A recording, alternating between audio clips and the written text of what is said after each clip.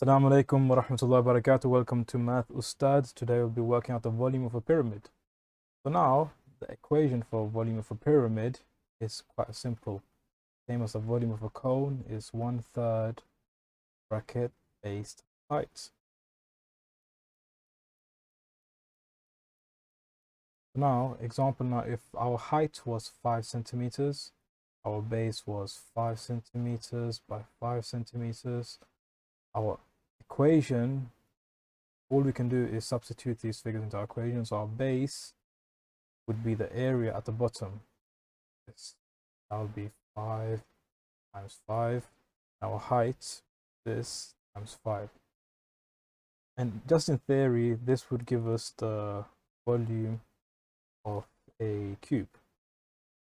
However, what this tells us is that the pyramid is 1/3 of volume of a cube.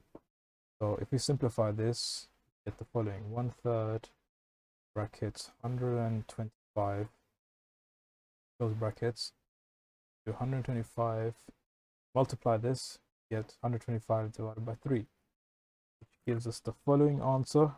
Is 125 divided by 3 is 4.16.